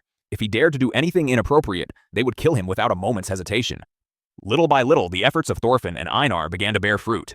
The forest they had cleared was transformed into a flourishing field of wheat. If everything continued this way, they could save enough to purchase their freedom. But fate always had other plans in store. With the successful cultivation of wheat, Thorfinn and Einar began to see the real possibility of paying for their freedom. However, a new, ominous danger was looming over them. One day, Thorgil returned from the battlefield to visit his family. He was Ketil's eldest son, and his character was completely opposite to that of his younger brother, Olmar. If Olmar was an immature and insecure young man, Thorgil was a brutal man, forged in the crucible of war. He had fought in numerous battles and achieved great victories for Denmark. For him, strength was absolutely everything. He spoke with immense pride of his father, the legendary Iron Fist Ketil, who, in his youth, had been a feared warrior on the battlefield. Thorgil wanted to follow in his footsteps and become a man just as powerful. Meanwhile, Snake informed Ketil about some recent thefts on the estate. He brought 2 children as prisoners, accused of stealing food. These children were orphans, as their father had disappeared years ago, and their mother was gravely ill. Ketil understood the children's difficult situation and wanted to forgive them, but Thorgil did not share his mercy. He wanted to cut off their hands as punishment so that no one in the village would ever dare to steal again. Fortunately, Pater intervened and proposed a different solution. The children would work on the estate to pay off their debt. Although Thorgil accepted the proposal, before releasing them, he brutally beat them just to teach them a harsh lesson. That night, Ketil sought refuge with his slave, Arnheid. He felt frustrated and deeply disappointed with himself. Despite his reputation as a legendary warrior, he always trembled with fear whenever he had to confront his son, Thorgil. The truth was that his Iron Fist image was merely a myth. Ketil was not an invincible warrior. He had simply forged a reputation so that others would respect him. In reality, he only wanted to live in peace and avoid violence, but in this world dominated by brute force, his perceived weakness tormented him. Meanwhile, the local peasants began to feel intense jealousy towards Einar and Thorfinn. Their wheat field was flourishing, and that was utterly unacceptable to them. They couldn't allow 2 mere slaves to be more successful than they were, so they devised a plan to completely ruin their harvest. Einar and Thorfinn, completely unaware of the conspiracy, continued their daily work, unsuspecting of what was about to unfold. As they worked, Thorfinn told Einar about his past as a warrior. Back then, the only thing that mattered to me was going to war and killing. But after Askeladd's death, everything fundamentally changed. With his very last breath, Askeladd had asked him to live and become a true warrior, just like his father. It was then that Thorfinn finally understood something profoundly important. Even if you manage to get your revenge, the emptiness in your heart will never truly disappear. For the very first time, he realized that he had never hated Askeladd as much as he once believed. Vengeance had led him nowhere. It had only stripped him of his life's purpose. Old Sverkel noticed his internal conflict and decided to intervene. He took them fishing and offered them some advice. Stop dwelling so much on the past. The only thing we truly possess is the present. While Thorfinn began to grasp the value of a life without violence, his greatest trial was still yet to come. When Thorfinn and Einar returned to their wheat field, they discovered that their crops had been completely, utterly destroyed. The plants were torn out by their roots, trampled underfoot, and scattered all across the land. There was no doubt about it, someone had done this on purpose. Even Einar, with all his innocence and naivety, knew perfectly well who the culprits were. Furious, Einar was about to go confront those responsible, but Thorfinn stopped him. He knew what it was like to be blinded by rage. He knew what it was to destroy lives without mercy. If Einar killed the culprits just once, then Thorfinn would have to die 1,000 times over for the many sins he committed in his past. Upon hearing that, Einar calmed down. Finally, they decided to report the incident to Pater. But the rage and their sense of helplessness did not disappear. While reflecting on what had happened, Einar thought of Arnheid, the landowner's personal slave. She would never be able to buy her freedom. Kettle valued her too much to ever let her go. It was an absurd world, truly. Despised slaves like Thorfinn and himself could dream of being free, but those who were loved were condemned to slavery forever. So, what was the point of all of this, really? With that thought in mind, Einar and Thorfinn returned home. But, on their way, they encountered the very culprits responsible for the destruction of their field.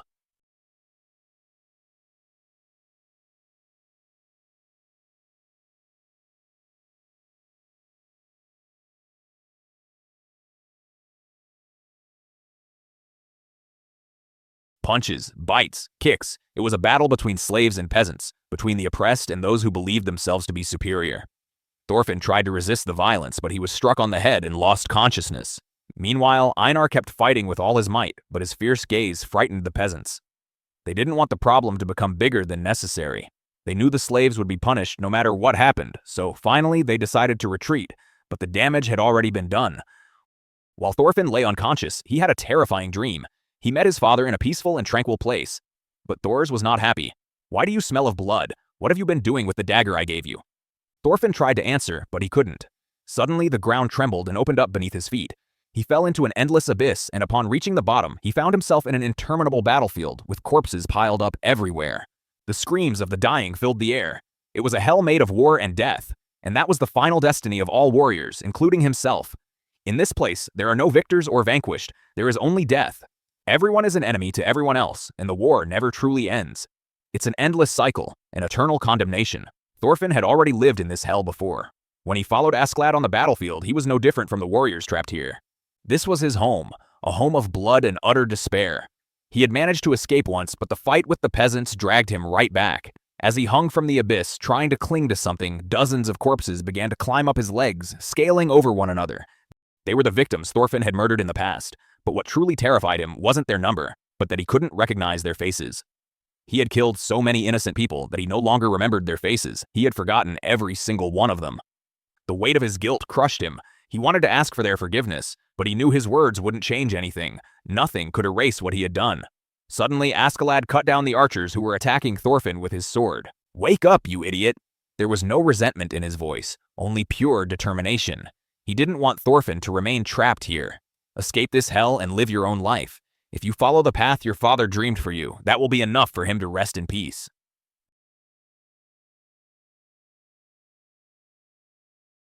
When Thorfinn awoke, he was back in reality. Tears were streaming down his face, and Einar, his one true friend, was right there by his side.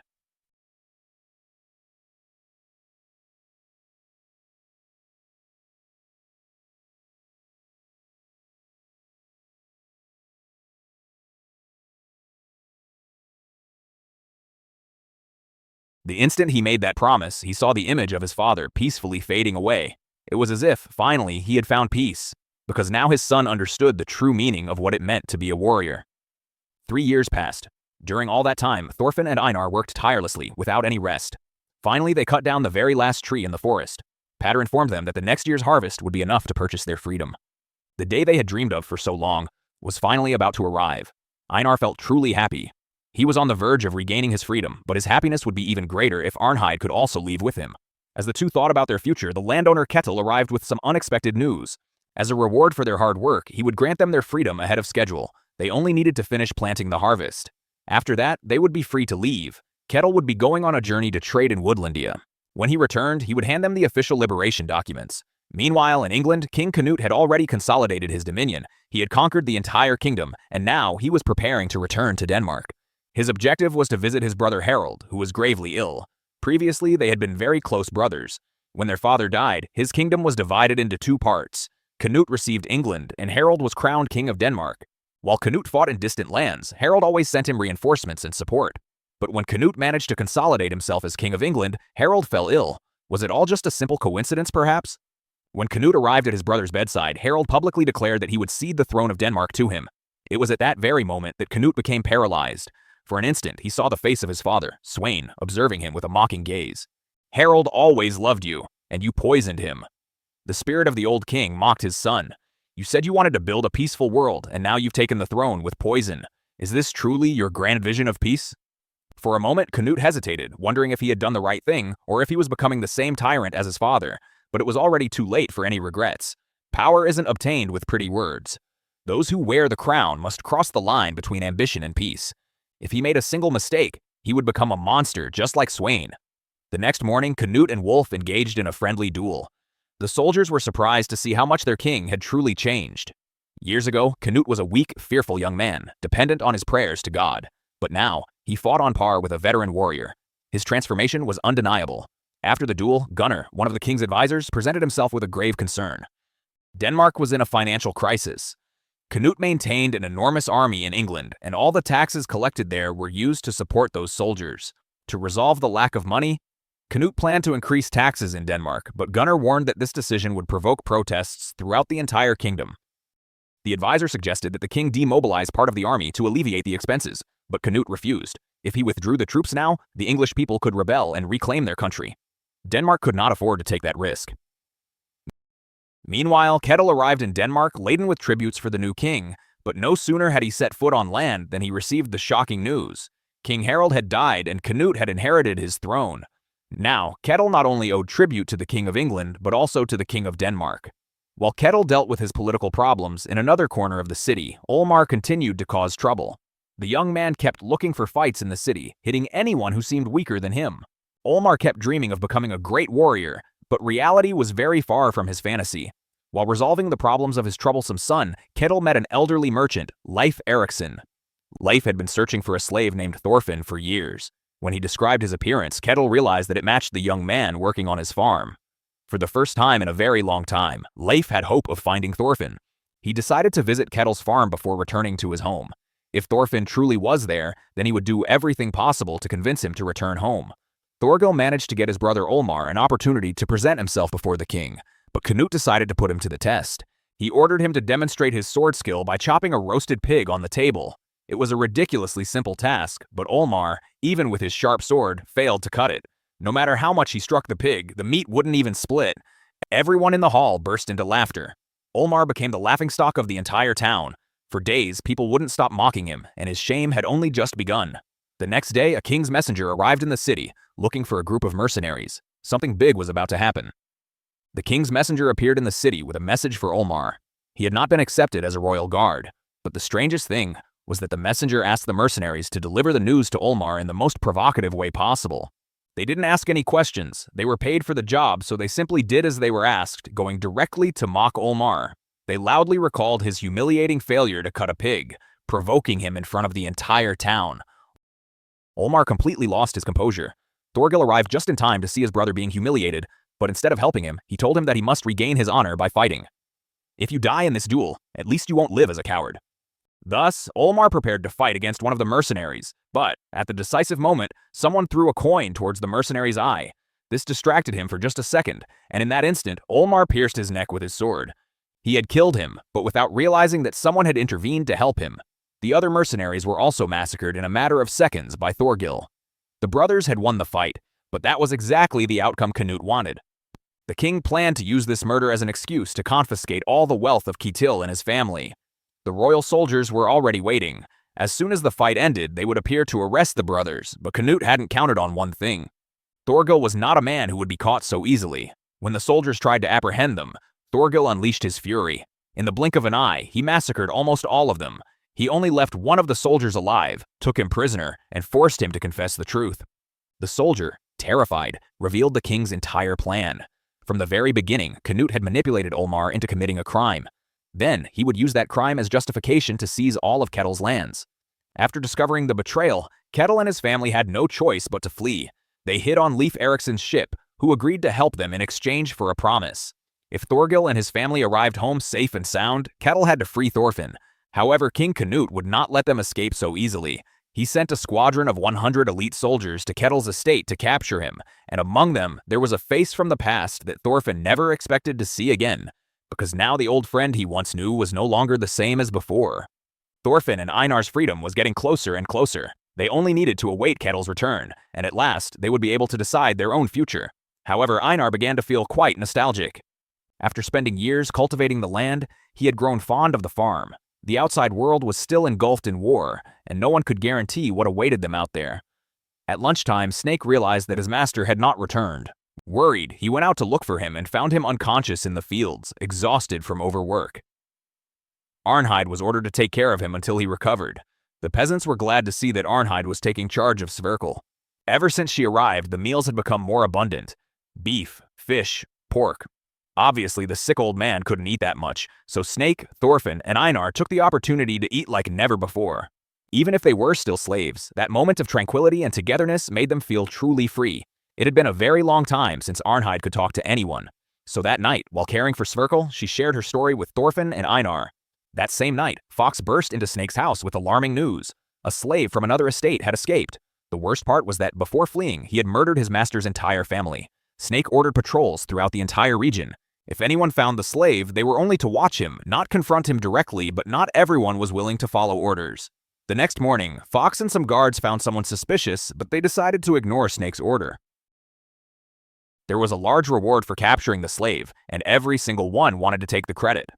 The discussion quickly turned into a dispute among them. As night fell, the fugitive slave stole a horse and galloped towards a nearby village. Behind him, Fox and Lizard, gravely wounded, pursued him with all their might. The hunt was about to reach its climax. When the fugitive slave arrived at the village, he stopped upon seeing Arnheid. The man was none other than her husband, Gardar. After years apart, they were finally reunited. Gardar wanted to take Arnheid and escape together, but Snake and his men prevented it. Gardar had murdered a guard during his escape, and the guards would not let him escape alive. If Thorfinn hadn't held Einar back in time, he would have intervened to help the couple escape. Due to how dangerous the prisoner was, Snake decided to handle it personally. Gardar fought like a madman, not caring for his own life. But Snake noticed something important. His movements were clumsy. Gardar was wounded. Taking advantage of his weakness, Snake subdued him. After a fierce fight, Gardar was immobilized. He was captured and taken to the camp, where he would await Ketil's judgment. Before leaving, Snake warned Arnheid not to even think about helping him. Gardar was a murderer. If she tried to save him, she would receive a severe punishment. Einar proposed organizing a rescue for Gardar, but Arnheid refused. Before deciding whether or not to help her husband, she wanted to tell her story. Years ago, Gardar and she lived in a peaceful village. One day, strangers arrived in the town, and a territorial dispute broke out. The men of the village gathered to decide whether or not to fight. Arnheid begged Gardar not to get involved in the war, but he didn't listen to her. While the men were on the battlefield, the Vikings took the opportunity to attack the village. Without defenders, the village was massacred. The elderly and children were killed. The women were sold into slavery. Since then, Arnheid never saw Gardar again. Arnheid was pregnant with Ketil's child. In the past, she had already lost a child, and she didn't want the tragedy to repeat itself. If she tried to free Gardar and failed, she would be severely punished, endangering her baby. Unbeknownst to her, Sverkel had heard the entire story, and he told Arnheid something important. Years ago, he too fled from the war, but, in return, he abandoned the woman he loved. Although his life was saved, that scar never disappeared from his heart. Now, Arnheid was at the same crossroads. If she chose not to save Gardar, her child would be born safe and sound, but she would never see her husband again. Sverkel assured her that in life, there are no wrong decisions. The only thing that matters is if someday you will regret your choice. After much hesitation, Arnheid finally made a decision. She was going to visit her husband. She took advantage of Snake being away to convince the guards to let her in to treat Gardar. When they were reunited, Arnheid burst into tears. Gardar asked for her forgiveness for the stupid decision he had made in the past. I regret having left you alone in times of war, but what good were those apologies now? Their son had been brutally murdered by the Vikings, and Arnheid had been sold into slavery. They could no longer return to those days of peace. Just as one of the guards let his guard down, Gardar attacked him. He slit his throat in an instant. The other guards ran to see what was happening, and, in that brief lapse, Arnheid freed her husband. When Snake returned, he found the camp full of corpses. Gardar had escaped, but his wounds were severe. He couldn't have gone very far. At dawn, soldiers burst into Thorfinn and Einar's cabin. They were looking for Gardar. One of the guards barely took a look and knew that the prisoner had escaped. Now, all the soldiers were tracking him. Thorfinn and Einar ran to Ketil's house. If Arnheid was in danger, they had to make sure she was safe. Fortunately, Sverkel had intervened. The estate owner was hiding Arnheid and Gardar inside his house. Snake didn't know this. He believed that Gardar was hidden somewhere else, and he was convinced that the slave would return for his wife, so he decided to stay close to Arnheid. If her husband came for her, he would kill him on the spot. Time was running out for Gardar. His wounds were too severe. He needed urgent attention, but with Snake watching the house, Arnheid had no way to help him. Einar and Thorfinn knew they couldn't stand idly by. They devised a plan to distract the guards. Einar disguised himself as Gardar. He stood in the distance, in plain sight of the soldiers. Snake took the bait immediately. He ordered everyone to pursue Gardar's supposed shadow. While the soldiers ran off after him, Arnheid finally had the opportunity to save her husband. While Einar distracted the soldiers, Thorfinn and Arnheid entered the house. Gardar was still gravely wounded. They had to get him out of there as soon as possible. However, Snake began to grow suspicious. If Gardar was so badly wounded, how could he move so quickly? He decided to let his men continue the pursuit, and he returned to the house to make sure there were no traps. Just as Thorfinn was trying to get Gardar out, Snake appeared. There was no other option left. Thorfinn had promised never to use violence again. He didn't want to hurt anyone ever again, but if he didn't do something now, Gardar and Arnheid would be punished. He couldn't stand idly by, so he decided to fight. The battle between two veteran warriors began. Both moved their bodies cautiously, calculating every single movement. Snake knew that Thorfinn had been a soldier before, but he didn't expect him to possess such terrifying skills. Every deadly blow he threw, Thorfinn dodged with ease. In his mind, Snake wondered something. How can such a strong warrior accept being a slave in this forgotten place? If Thorfinn had a weapon in his hands, Snake would have ended up on the ground in a matter of seconds. As the fight continued, Arnheid and the elderly Sverkel intervened. They begged Snake to spare Gardar, but Snake couldn't accept that idea, not with his fallen men. Gardar had killed all of his subordinates. If Snake didn't avenge them, he wouldn't be able to face his comrades. Without further hesitation, Snake plunged his sword into Gardar's body, but he still hadn't died. With his last breath of fury, Gardar grabbed Snake by the neck. He wanted to drag him down to hell with him, but in that very moment, he heard Arnheid's voice. She called out to him ever so gently. The furious warrior finally calmed himself and released Snake. He then asked Sverkel for a horse-drawn cart. He agreed, and so at last, Gardar and Arnheid departed. No one knew where they were headed. They simply wished to escape and find their peace. Gardar and Arnheid remained in quiet silence as they gazed up at the gray sky. The road stretching out before them seemed endless, as if it would never truly conclude. That particular moment brought back many memories for Gardar. He recalled the days he toiled in his village's fields, the evenings he returned home to embrace his beloved wife and his dear son. Those were indeed the happiest moments of his entire life. If he could only turn back the hands of time, he would never have left his home to go to war, for he already possessed the greatest treasure in the whole wide world, Arnheid. But time, alas, could not be reversed. Those were his very last words before he breathed his final breath. And just like that, Gardar passed away in the loving arms of his wife. Meanwhile, Leif Erikson's vessel had finally reached the distant shore.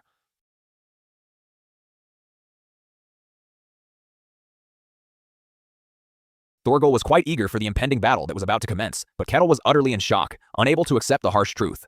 King Canute had declared him a traitor, and his very own life was now in grave danger. But more than his personal safety, Ketil simply yearned to see Arnheid, for only she could truly soothe his deeply wounded heart. However, upon his arrival back home, he uncovered the devastating truth. Arnheid had attempted to flee with her husband. Ketil's entire world came crashing down around him. She was his sole comfort, and she had utterly betrayed him. Meanwhile, Leif had gone to negotiate with Snake. Ketil had indeed granted permission to release Thorfinn, but Snake was completely unaware of any such agreement. Furthermore, Thorfinn was imprisoned specifically for having assisted Gardar. If only he were to be freed, Einar and Arnheid would remain in grave danger. So Potter requested that Leif also purchase the freedom of Einar and Arnheid. Meanwhile, Ketil had arrived at the place where Arnheid was being held, she having returned after the tragic death of her husband. Although he still loved her deeply, this time he simply could not bring himself to forgive her. Blinded by a furious rage, he brutally struck her. Arnheid pleaded for her very life, reminding him that she carried his child within her womb, but that only served to enrage Ketil even further. He strongly suspected that the baby was not his own, but rather Gardar's. Arnhide's heart-wrenching screams echoed all around them, reverberating everywhere. When Snake and Leaf finally arrived, it was already far too late.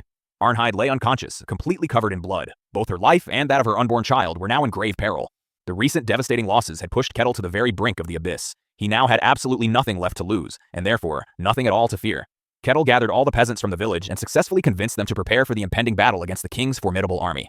They numbered well over 300 men, but the vast majority were merely simple farmers who only agreed to fight because Kettle had promised to erase all their debts. In actual fact, the total number of experienced combatants didn't even reach 100. As had been previously agreed, Leif Erikson and Thorfinn were free to depart in peace, but Thorfinn steadfastly refused. He simply could not abandon them.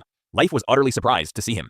The young man standing before him was no longer the same as he once was. With each passing day, Thorfinn grew to resemble Thor's, the legendary warrior, more and more. At the break of dawn, King Canute's ships finally reached the coastline. The stark differences between the two opposing sides became immediately evident. Kettle's army was a completely disorganized group. They couldn't even shoot their arrows far enough to reach the enemy ships, but the king's soldiers, however, were perfectly capable of doing so. The battle seemed more like a cruel hunting game. The king's army was clearly the hunter, and Kettle's peasants were merely the helpless prey.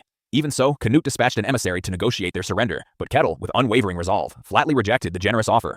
The peasants laughed heartily upon learning that the king had brought with him only a mere 100 soldiers. They believed they outnumbered them 3 times over, but they were gravely mistaken. To a seasoned veteran warrior like Snake, the situation was perfectly clear. Canute's 100 soldiers were elite troops. Each and every one of them was worth 5 men in combat. Snake also divulged a hidden secret. Kettle was not the true Iron Fist. Years ago, Snake had set out on a quest to find the legendary warrior, but instead, he discovered Kettle, a rather fat and frightened man. Kettle had fed him and provided him with a place to live, so Snake had chosen not to reveal the truth of the matter. Now, the opportune moment to repay that favor had finally arrived. He knew full well that the battle was already lost, but he fought on regardless, and his loyal men followed him into the fray. The resounding sound of the war horns marked the official beginning of the fierce confrontation. Amidst all the chaos and confusion, Thorfinn and Einar seized the perfect opportunity to take Arnhide out of the village. She remained completely unconscious, deeply immersed in a peaceful dream where she journeyed alongside Gardar towards a distant and tranquil place.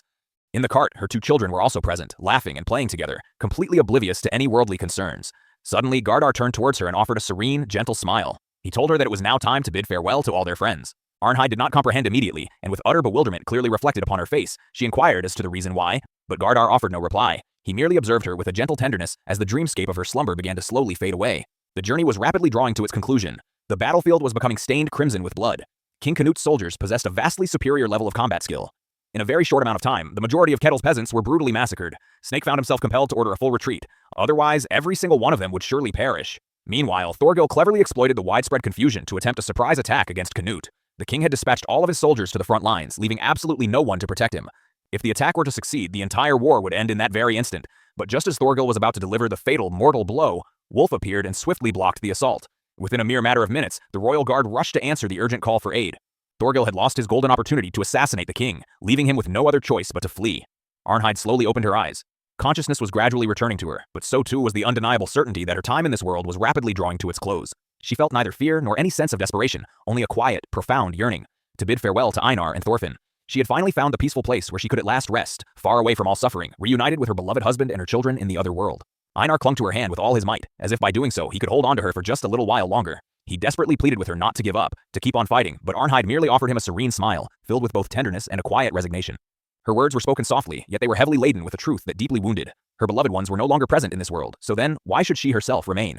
The stark rawness of her words struck both Thorfinn and Einar, leaving them utterly speechless and in profound silence. They had no possible answer. What purpose was there in continuing to cling to a life of endless suffering, to a destiny forever marked by the chains of slavery and profound loss? Little by little, the warmth slowly departed from her body. Arnhide closed her eyes for the very last time and peacefully passed away. As Thorfinn and Einar attempted to make their escape, they suddenly came face to face with Kettle and Snake. Einar's fury absolutely erupted upon seeing Kettle. He wanted to kill him, to make him pay dearly for Arnhide's tragic death. Thorfinn quickly stepped in between them. He had already walked down that very path himself, completely blinded by the desire for vengeance. He had killed in his desperate search for justice, but in the end, he only discovered emptiness. Einar stood completely and profound motionless, pain. his fists trembling He uncontrollably. implored Einar Tears of not utter to let helplessness such streamed anger down his consume face. him, Not to Finally, make that he very slowly lowered same his weapon. mistake. He would not become a murderer. Olmar returned to the camp and discovered a truly devastated battlefield, with bodies scattered everywhere, a grim testament to the massacre by King Canute's army. For the very first time, he truly understood the immense weight of his actions. His sheer arrogance had led his entire family and all the peasants directly into this war. King Canute then sent forth one final offer of surrender. If Kettle's family were to surrender, they would lose all their lands and be exiled, but at the very least, they would still retain their lives. If they continued to resist, the royal army would not cease its advance until every single one of them was utterly destroyed. The momentous decision now rested solely in Olmar's hands, for it was he who had provoked this entire war. Olmar accepted his full responsibility, renounced his long-held desire to become a warrior, and resolved to surrender himself to the king so that his family and the villagers would suffer no more. Old Kettle felt a surge of pride for his son for the very first time. Perhaps their family's fortune would indeed vanish, but as long as they remained alive, they could always rebuild everything anew. While Olmar was preparing himself to surrender, Thorfinn advanced alone towards the enemy camp. His clear objective was, of course, to meet King Canute face to face and bring a definitive end to the ongoing war. Upon seeing him arrive, the guards greeted him with mocking jeers and derision. How could a mere simple slave possibly presume to request an audience with the mighty king? Thorfinn asserted that in times past, he had indeed served as Canute's personal guard. The laughter from the soldiers only intensified. One soldier openly ridiculed him, pointing out his rather slender physique. How could someone like him possibly have protected the king? The news eventually reached Canute, but he flatly refused to see him, still remembering the prominent scar on his face, a wound that Thorfinn himself had inflicted long ago. The soldiers decided to amuse themselves for a while. One of their strongest warriors stepped forward and offered to test Thorfinn. Thorfinn, however, did not defend himself, and the entire game quickly transformed into a wager. The soldiers placed bets on how many blows he could endure before collapsing, but Thorfinn then presented his very own, unique challenge. If he managed to withstand a full 100 blows without ever falling, the soldiers would then be compelled to allow him to speak with the king. The formidable challenge had officially begun. One after another, the powerful punches landed squarely on Thorfinn's body, 5, 10, 20, 30 blows. But the young man simply would not fall. From a considerable distance, Wolf observed the scene with intense, focused attention. He realized that Thorfinn was absorbing the powerful blows in a most peculiar manner. He wasn't receiving them directly, but rather subtly adjusting his posture to significantly reduce their impact. Only someone with many years of extensive combat experience could possibly accomplish such a feat. However, that particular technique was certainly no miracle worker. Thorfinn continued to suffer through every single blow, an act of sheer madness that no one in their right mind would ever attempt. Meanwhile, Snake escorted Olmar to the camp to formally sign the surrender. But when they finally arrived, they witnessed the astonishing scene of Thorfinn standing amidst the large crowd. The initial mockery and laughter quickly vanished.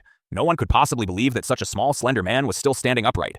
After enduring a full 100 punches, Thorfinn still did not fall. At no point did he attempt to attack or even defend himself, but the warrior who had delivered the blows ended up utterly exhausted and collapsed before Thorfinn did. The soldiers all around him fell into a stunned silence, completely unsure of how to react. The sheer power of violence had utterly failed to break that man's spirit. Wolf acknowledged that Thorfinn had indeed passed the arduous test. He then ordered that Thorfinn be brought before the king, but first, he posed one final, crucial question. If he had truly been a warrior, then why did he not retaliate? Thorfinn responded with a quiet, unwavering calm. He had not come there to engage in any fighting, but rather to negotiate for peace. If he were to strike anyone, how could he possibly speak of peace?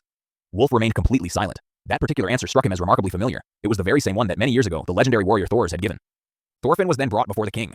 Canute observed him with a cold, piercing gaze. The young warrior, who had once fought valiantly by his side, now appeared to be an entirely different person. If he had been the Thorfinn of old, those soldiers would have fallen in mere seconds, but that, of course, no longer truly mattered. Thorfinn had but one singular request, that Canute withdraw his troops. Canute slowly shook his head in disagreement. To truly build a world of lasting peace, it was absolutely necessary to sacrifice a few individuals in order to save the many. Peace without any victims was merely a fanciful illusion.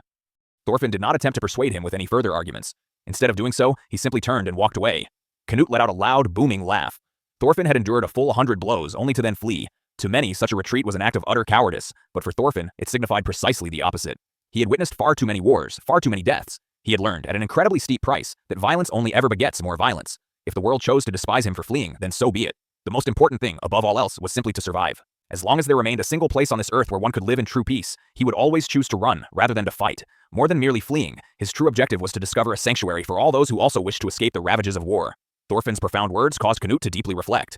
All around him, there were still many people striving and struggling to build a better world. So then, why did he only ever rely on brute force? For the very first time, he genuinely considered the profound possibility that violence might not be the sole path to truly end all war. It was in this manner that he made a truly astonishing decision, to completely disband the army in England. The order for demobilization had an absolutely enormous impact. With the cessation of military occupation, King Canute successfully managed to resolve the kingdom's economic crisis. At the very same time, he successfully earned the trust and confidence of the English people. For the very first time, the populace ceased viewing him as an invading conqueror and began to wholeheartedly accept him as their rightful king. Canute had never once imagined that resolving such an incredibly complex problem could ever be so remarkably simple. Thorfinn, without ever having to lift a single sword, had fundamentally changed the course of history. Thanks to Thorfinn, the farm was saved from Olmar, who, deeply regretful for everything that had transpired, decided to offer Thorfinn and Einar a chest filled with gleaming gold as a reward, but both of them politely declined it. The true and invaluable treasure that Thorfinn carried with him were the profound lessons he had learned throughout those 3 arduous years. Before his departure, Thorfinn's gaze swept across the farm one very last time. That particular place, which had once been a harsh prison, had also, surprisingly, become his cherished home. Snake then approached them and revealed his true name, which was Roald. He confessed to them that he sincerely hoped to see them again someday in the future. With one final heartfelt farewell, Thorfinn and Einar embarked upon their journey. At long last, they were truly ready for a brand new beginning. Leif then brought Thorfinn and Einar back to the shores of Iceland. After the passage of so many long years, Thorfinn finally set foot upon the very land where he had been born. He simply could not contain his overwhelming emotions upon seeing that familiar, cherished landscape. His old friends had grown up, people had indeed changed, but the profound peace of that place remained utterly intact, just as it was in his fondest memories. Thorfinn saw his mother once again, and with tears welling up in his eyes, he sincerely apologized for having abandoned his family for so many long years. At last, he truly understood why his father had made such a profound sacrifice. It had not been for personal glory nor for bitter vengeance, but rather for a far greater purpose: to demonstrate that a world entirely free from war was indeed possible. His sister had believed him to be long dead, and that the tales Leif had recounted to them about having seen him were nothing but mere fabrications. Because of this, she found it incredibly difficult to believe that it was truly Thorfinn. However, once she had definitively confirmed it, she did not hesitate to knock him out with a single, powerful blow. That very night, Thorfinn shared with his family everything he had experienced throughout his life. He spoke to them of his past as a fierce warrior, of his arduous time spent as a slave, and of the profound transformation he had undergone. But, above all else, he revealed to them his momentous decision. "I must now depart. I must endeavor to build a truly peaceful land in Finland." He and Einar wished to construct a place where all people could live together in absolute peace and harmony. A home completely free from slaves, free from wars, and utterly free from fear. A brand new world where no one would ever have to wield a sword simply to survive. With that ambitious dream firmly in mind, Thorfinn was now ready to depart once again. He was no longer a mere child consumed by the pursuit of vengeance. Now, he was a mature man who earnestly desired to leave behind a lasting legacy of peace. Thus concludes this remarkable story, a profound journey filled with immense suffering, ultimate redemption, and enduring hope.